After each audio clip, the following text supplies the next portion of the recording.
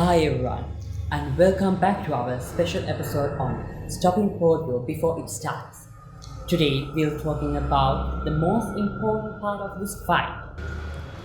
Join me is PHI officer Mr. Somavira, who's been working on community immunization and public health for years.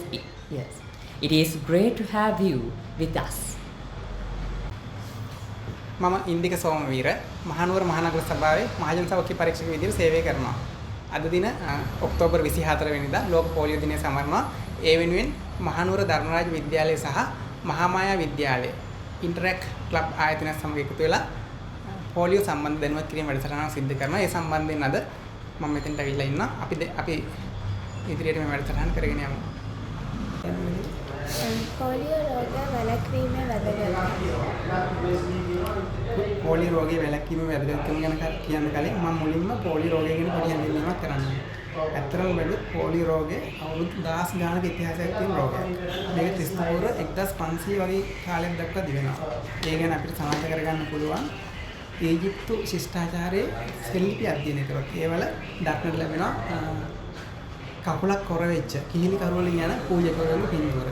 ඉතින් ඒත් එක්කම ටික කාලයක් polio රෝගේ විටින් විට මතුවෙමින් නැතිවීමෙන් පැවතුණා. අවුරුදු 10 ගානක් පැවතුණා. ඒකල 1900 වගේ කාලෙ වෙනකොට එකපාරටම ඇමරිකා එක්සත් ජනපදයේ මේ පොලියෝ රෝගේ මතුවෙන්න පටන් ගත්තා. පටන් ගැනීමකල මුළු ලෝකෙ පුරාම ව්‍යාප්ත වුණා. ටික කාලයක් යනකොට දවසට 10 ගානක් පොලියෝ රෝගීන් වාර්තා වෙන්න පටන් ගත්තා. ඒ වගේම 10 ගානක් පොලියෝ රෝගී නිසා මිය යන්න පටන් ගත්තා. ඒත් එක්කම 10 ගානක් රෝගී එකේ පොඩි ළමයි පොලියෝ නිසා අන්ධභාවයට පත් වුණා. පොලියෝ සඳහා භාවිතා කරන එන්න පොලියෝ සඳහා OPV කියන්නේ oral polio vaccine කියන එක භාවිතා කරනවා. මේක මුඛ එන්නතක්. මේක බින්දු වශයෙන් අපි භාවිත කරන සාමාන්‍ය එන්න ශරීරයට කටුවක් මගින් නිදිනවා. ඒනකොට මේකේ විශේෂත්වය තමයි පොලියෝ බින්දු වශයෙන් තමයි මුඛය හරහා ලබා දෙන්නේ. එතකොට මේ මාත්‍රා 5ක් විදිහට මාත්‍රා 5කින් පොලියෝ එන්නත ලබා දෙනවා. මාස 2, මාස 4, මාස 6. ඒ වගේම අවුරුදු 1මාර අවුරුදු 5 කියන කාලවලින් පොඩි ළමයින්ට ඉපදිලා පොඩි ළමයින්ට ඒ වයසත් එක්ක මේ එන්නත ලබා දෙනවා. එන්නත් බින්දු 2ක්. ඒ කියන්නේ මිලිලීටර 0.1ක් තමයි ලබා දෙන්නේ. හදිස්සියවත් මේක මේ එන්නත ලබා දීලා වමනේ දැම්මා කියමු බය භාගයක් විතර තුල මේක ආපහු දෙනවා මේ එන්නත. ඒ කියන්නේ පොලියෝ එන්නත කියන එක හරිම පහසුවෙන් ළමයින්ට ලබා දෙන්න කුඩා දරුවෙකුට ලබා දෙන්න පුළුවන් එන්නතක්. එන්නත් වලට අමතරව මෙම රෝගය වළක්වා ගන්න අනුගමනය කරන ක්‍රියාමාර්ග මොනවාද?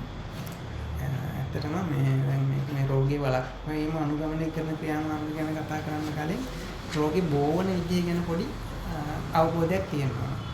මේ පොලියෝ රෝගේ බෝ වෙන්නේ මල පහ මගින්. මිනිස් මල පහ මගින් තමයි පොලියෝ රෝගේ බෝ වෙන්නේ. ඒ කියන්නේ පොලියෝ වැළඳිච්ච රෝගියෙක් කියන්නේ. පොලියෝ වැළඳිච්ච රෝගියෙක්. පිට කරන මල පහ අපි හිතමු අපි තව වෙන නිරෝගී කෙනෙක් කියන්නේ නිරෝගී ළමයෙක් නිරෝගී පුද්ගලෙක් අනුභව කරන ආහාර වලට මිශ්‍ර වුණා කියලා හිතමු. එහෙම නැත්නම් පානය කරන ජලයට මිශ්‍ර වුණා කියලා හිතමු. අන්න එතනදී අර මල පහ වලින් පිටවන පොලියෝ වෛරසය අනිත් පුද්ගලයාගේ මුඛය හරහා තමන්ගේ ශරීරයට ඇතුළත් වෙනවා.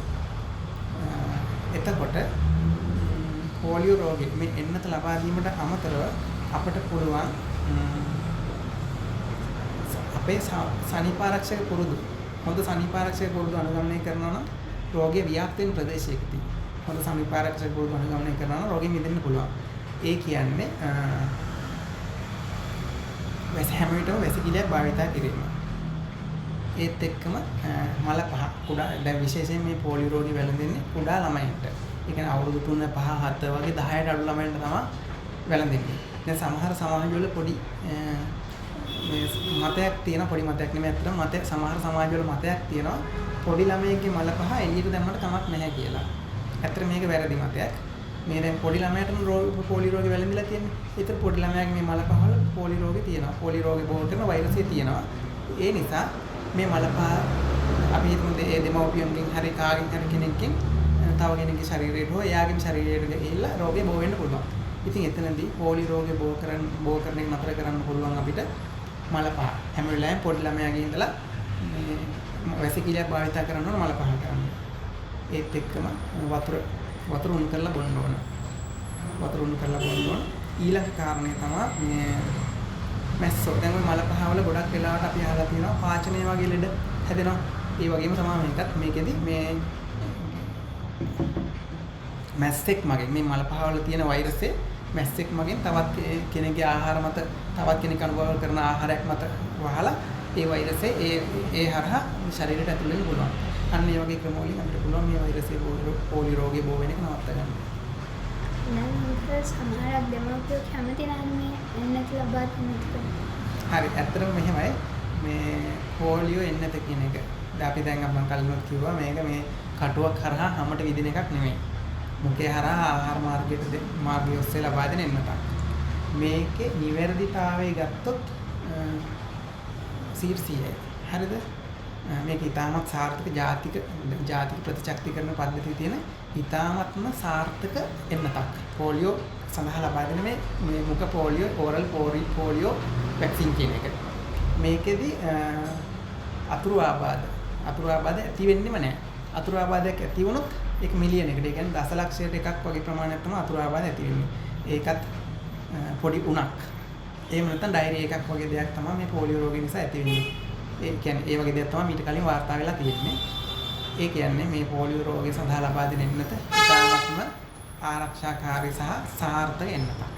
ඒ නිසා කිසිම වෙලාවක මේ බයක් හිතේ බයක් ඇති කරගන්න ඕනේ නැහැ. Tamante මේ තමන්ගේ දරුවට මෙන්න මේ එන්නත ලබා දීමෙන් ළමයාට ආයහපතක් වෙයි. ළමයාට මොකක් අතුරු ආබාධයක් හැදෙයි කියලා අන්න ඒ වගේ කිසිම දෙයකට බියක් සැකක් ඇති කරගන්න අවශ්‍යතාවයක් නැහැ පොලියෝ එන්නත සම්බන්ධයෙන්. ඒකට අවසාන වශයෙන් ලබා දෙන්න පුළුවන්. අවසාන වශයෙන් කියන්න තියෙන්නේ පොලියෝ රෝගය. දැන් මම කලිනුත් කිව්වා පොලියෝ රෝගය නිසා ළමයි 1000 ගණනක් ලෝකේ ළමයි 1000 ගණනක් දවසකට ලෝකේ ළමයි 1000 ගණනක් ලෙඩ වුණා. පොලියෝ දැන් ඇත්තටම මේ පොලියෝ නිසා පොලියෝ රෝගේ අපි ගත්තොත් 100කට හැදෙනවා කියලා 130ක් කිසිම රෝග ලක්ෂණයක් නැතුව හොඳ වෙනවා. තවත් 130ක් පොඩි රෝග ලක්ෂණ පොඩි ආබාධ ඇතිව හොඳ වෙනවා. තවත් 130ක් විශාල ආබාධ කියන්නේ මේ පැරලයිස් වෙලා අකත් කකුල් පණ නැතිලා අන්න ඒ වගේ ජීවිත කාලෙට මේ රෝග ලක්ෂණ ඉතිරි කරලා හොඳ වෙනවා. ඒතකොට 10%ක් විතර මැරෙනවා. ඉතින් මේ කෙසේ හෝ දැන් මට කලින් කියන්න අමතක වුණා බැරි වුණා පොලියෝ එන්නත හොයාගත්තේ 1950 60 වගේ කාලවල. මේ කාලේ පොලියෝ එන්නත හොයා ගැනීමත් එක්කම පොලියෝ මර්ධන ව්‍යාපාරය ආරම්භ වුණා. පොලියෝ වලට විරුද්ධව අපේ මිනිස්සු සටන් කළා පොලියෝ ලෝකෙන් සහ මුලින්ම තුරන් කිරීමේ මේ ව්‍යාපාරයක් ආරම්භ කරා. එතනදී මම පොඩි දෙයක් කියන්න ඕන. මේ පොලියෝ වෛරසයේ තියෙන විශේෂත්වය තමයි පොලියෝ වෛරසේ බෝ වෙන්නේ මිනිස්සුන්ට විතරයි. කිසිම දවසක සතෙකුට බෝ වෙන්නේ නැහැ. ඒ කියන්නේ පොලියෝ වෛරසේ මිනිසාගෙන් මිනිසාට බෝ වෙන රෝගයක්. අනිත් එක තමයි මේ පොලියෝ වෛරසයේ තියෙන විශේෂත්වය බාහිර පරිසරයේ ජීවත් වෙන්න බෑ. පොලියෝ වෛරසයට මැරෙනවා. ටික වෙලාවක් හිටියම මැරෙනවා. ඊළඟ එක තමයි පොලියෝ වෛරසයට මිනිස්සෙක්ගේ දේහයෙන් තොරව වෙන්නත් බෑ. අනිත් එක තමයි සාර්ථක එන්නතක් හොයාගෙන තියෙනවා. පොලියෝ වෛරසය වෙනුවෙන්. හරිද? ඉතින් මේ කරුණුත් එක්ක මේ වෙනකොට පොලියෝ ලෝකේ වාර්තා වෙන්නේ නැති තරමටපත් වෙලා තියෙනවා. ඒ කියන්නේ පොලියෝ සහ මුලින්ම තුරන් කරලා කියන එක නෙමෙයි ලෝකෙන් ඉඳලා හිටලා පාකිස්තානේ, ඇෆ්ගනිස්තානේ වගේ රටවල් වලින් පොලියෝ රෝගීන් එක්කෙනෙක් දෙන්නෙක් වාර්තා වෙනවා. මේකත් එක්ක අපි මේ පොලියෝ රෝගය ගැන නොසලකා හැරියොත් නැවත පොලියෝ රෝගයේ වසංගතයක් විදිහට ලෝකේ පුරා දිව යන්න හැකි පොඩි අවදානමක් තියෙනවා. නැතුවා නෙමෙයි. ඉතින් එතනදී ගොඩ දෙනෙකුට මේ දැන් මේ පොලියෝ රෝගේ ලෝකේ නැති නිසා දැන් අපේ මේ පරම්පරාවේ කට්ටිය දකින්න නැහැ. ඔයාලා ගත්තොත් ඔයාලා පොලියෝ රෝගී දැකලා නැහැ කවදාවත්. ඒ වුණාට සමාජය අපි ඇවිදලා බැලුවොත් සමහරවිට අතක් කොර වෙච්ච, අතක පේශිකේ චූටි වෙච්ච, හැකිලිච්ච, කීලි කරුවෙන් යන මිනිස්සු ඉන්නවා. දකින්න තාමත්. ඒ මෙන්න මේ පොලියෝ රෝගේ හැදිලා ඒ ඇති වෙච්ච ජීවිත කාලීනව ඇති වෙච්ච සංගොල්තා නිසා තමයි ඒක වෙලා තියෙන්නේ. ඉතින් මේකත් එක්ක පොලියෝ රෝගය ගැන ටිකින් ටික මොකද දැන් මේ සමාජයේ මේ වෙනකොට පොලියෝ රෝගය අඩුයි. ඒ නිසා අපේ අවධානය පොලියෝ රෝගයත් එක්ක සම්බන්ධ තියෙන අවධානය ටිකෙන් ටික අඩු වෙලා ගිහින් තියෙනවා. ඒ නිසා නිරන්තරයෙන් අපි සෝදිසියෙන් ඉන්න ඕන පොලියෝ රෝග ලක්ෂණ ගැන පොඩි අවධානයක් තියෙනවා අපේ හිතේ. ඇත්තටම පොලියෝ රෝග ලක්ෂණ ගත්තොත් මුලින්ම කුණක් එනවා. පේශි වේදනාවක් එනවා. කොන්දේ අමාරු වගේ දේවල් එන්න පුළුවන්. අතිසාරය එන්න පුළුවන්. සාමාන්‍ය රෝග ලක්ෂණ තමයි එන්නේ. ඒත් එක්කම අතපය පණ නැති වෙලා ඇවිදින්න අපහසුතාව වගේ දේවල් එන්න පුළුවන්. මේ වගේ දෙයක් වුණොත් එහෙම අපි සෞඛ්‍ය කාර්ය මණ්ඩලයට දැනුවත් කරන්න ඕනේ. ඒ කියන්නේ ප්‍රදේශීය මහජන සෞඛ්‍ය පරීක්ෂකවරයා වෙන්න පුළුවන්. පෞල් සෞඛ්‍ය සේවා නිලධාරිණිය වෙන්න පුළුවන්. එහෙම නැත්නම් සෞඛ්‍ය වෛද්‍ය නිලධාරිවරයා හෝ කවුරු හෝ සෞඛ්‍ය කාර්ය මණ්ඩලයේ නිලධාරියෙක් මේ සම්බන්ධයෙන් දැනුවත් කරන්න ඕනේ. ඉතින් ඒත් එක්කම කුඩා දරුවෝ ඉන්න අම්මලාට දෙන්න ඕන පණිවිඩය තමයි පොලියෝ රෝගය සම්බන්ධයෙන් තමන්ගේ දරුවට මාස 2, 4, 6 සහ අවුරුදු 1කමාර අවුරුදු 5 කියන කාලවලදී මේ පොලියෝ එන්නත. ඒ කියන්නේ පොලියෝ බින්දු 2 තමන්ගේ ළමා මාතෘ සායන වෙත ගිහිල්ලා තමන්ට මේ එන්නත ලබා ගන්න කියන එක. මොකද මේක මම කලින් කිව්වා වගේ මේක මේ කිසිම ශරීරයට හානියක් ඇතිවන රෝග ලක්ෂණයක් ඇති නොකරන සෞඛ්‍ය සංකූලතාවයක් ඇති නොවන ඉතාමත් සාර්ථක එන්නතක්. ඒ නිසා මේ පොලියෝ රෝගය සඳහා මේ එන්නත ලබා දෙන්න කියන එක අද වගේ දවසක ලෝක පොලියෝ දිනය වෙන්නේ